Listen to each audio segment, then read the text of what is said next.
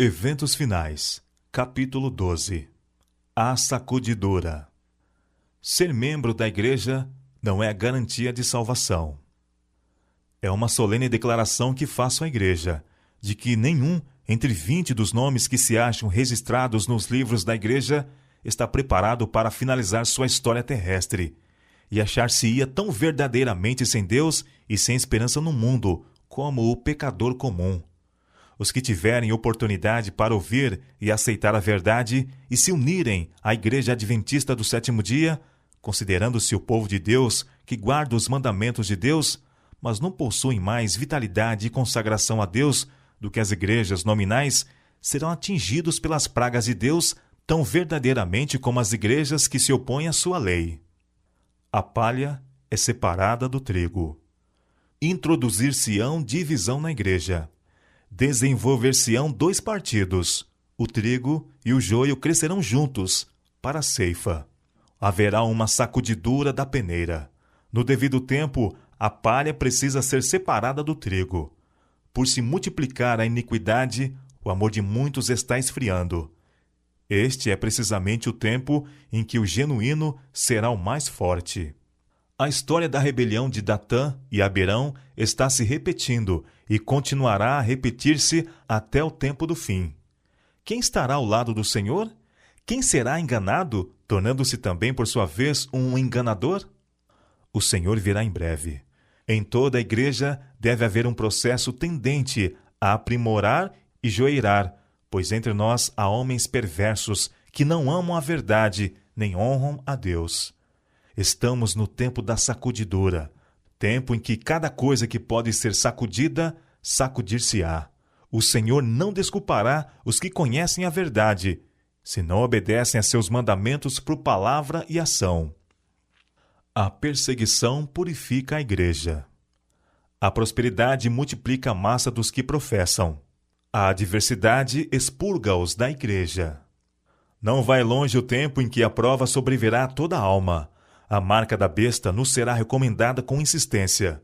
Os que passo a passo cederem às exigências do mundo e se sujeitarem a costumes mundanos não acharão difícil submeter-se aos poderes dominantes, de preferência a expor-se a escárnios, insultos, ameaças de prisão e morte. O conflito é entre os mandamentos de Deus e os mandamentos de homens. Nesse tempo, o ouro será separado da escória na igreja. Na ausência da perseguição, tem entrado para nossas fileiras homens que parecem são, de inquestionável cristianismo, mas que, caso surgisse a perseguição, sairiam de nós. Quando a lei de Deus for anulada, sua igreja será peneirada por provas terríveis, e uma proporção maior do que agora podemos prever dará ouvidos a espíritos enganadores e doutrinas de demônios. Crentes superficiais renunciarão à fé. O trabalho que a igreja tem deixado de fazer em tempo de paz e prosperidade terá de realizar em terrível crise. Sob as circunstâncias mais desanimadoras, proibitivas. As advertências que a conformidade com o mundo tem silenciado ou retido precisam ser dadas sob a mais feroz oposição dos inimigos da fé. E por aquele tempo, a classe dos superficiais, conservadores, cuja influência tem retardado decididamente o progresso da obra, renunciará à fé. Se Satanás vê que Deus está abençoando seu povo e preparando-os para discernir-lhe os enganos, trabalha com sua magistral capacidade para introduzir fanatismo de um lado e frio formalismo de outro, para que ele possa ceifar uma colheita de almas. Os que tiverem privilégios e oportunidades para tornar-se versados na verdade, mas continuam a opor-se à obra que Deus quer que seja realizada, serão expurgados, pois o Senhor não aceita o serviço daqueles cujo interesse é dividido. Quando as aflições se intensificarem ao nosso redor, ver-se-á separação e também unidade em nossas fileiras. Alguns que agora estão dispostos a empunhar as armas da peleja, em ocasiões de verdadeiro perigo, tornarão manifestos que não edificaram sobre a sólida rocha. Eles cederão à tentação. Os que tiverem grande luz e preciosos privilégios, mas não os aproveitaram, sob um pretexto ou outro, hão de retirar-se de nós. Um testemunho positivo produz uma sacudidura.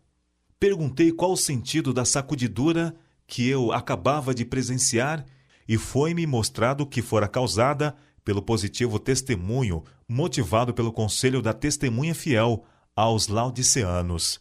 Esse testemunho terá o seu efeito sobre o coração dos que o recebe, levando-a a exaltar a norma e declarar a positiva verdade. Alguns não suportarão esse claro testemunho, opor-se-lhe-ão, e isto causará uma sacudidura entre os filhos de Deus. Entre nós, há os que, como Acã, farão confissões quando for demasiado tarde para se salvarem.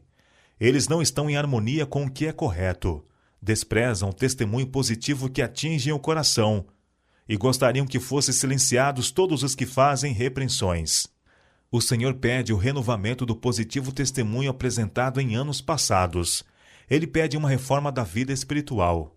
As energias espirituais do seu povo têm por muito tempo estado entorpecidas, mas há de haver um ressurgimento da morte aparente. Pela operação e confissão do pecado, precisamos preparar o caminho do Rei. Críticas injustas causam perdas de almas. Mesmo em nossos dias, tem havido e continuará a haver famílias inteiras que uma vez se regozijaram na verdade e que perderão a fé devido às calúnias e falsidades que lhes foram apresentadas com relação àqueles a quem amavam e com os quais tiveram agradável conselho. Abriram o coração à semeadura do joio, o joio brotou entre o trigo.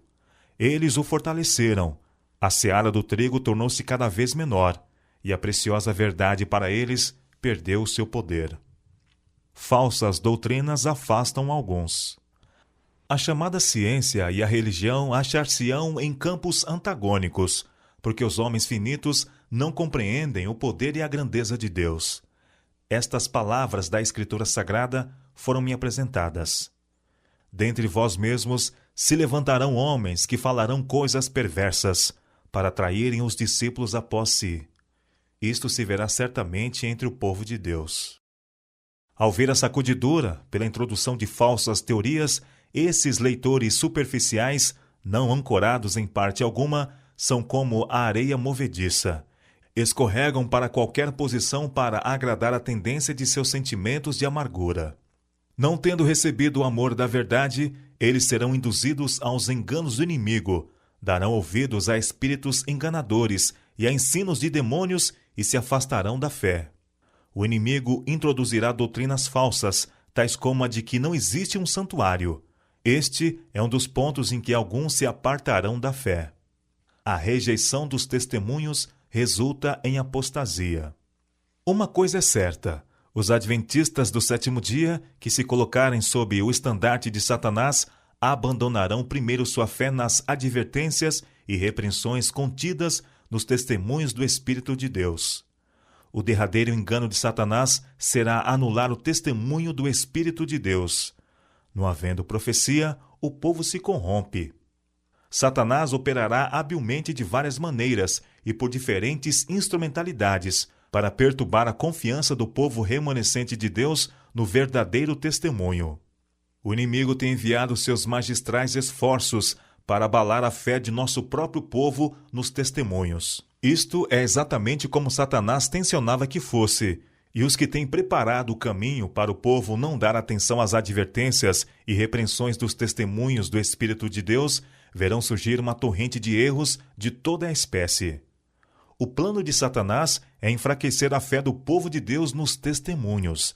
Em seguida, vem o ceticismo no tocante aos pontos vitais de nossa fé, as colunas de nossa posição, depois as dúvidas acerca das Escrituras Sagradas, e então a caminhada descendente para a perdição. Quando os testemunhos, nos quais se acreditava anteriormente, são postos em dúvida e rejeitados, Satanás sabe que as pessoas enganadas não pararão aí, e ele redobra os seus esforços até lançá-las em rebelião aberta, que se torne irremediável e termine em destruição. Deserções entre os dirigentes de igreja. Muitas estrelas que temos admirado por seu brilho tornar-se-ão trevas.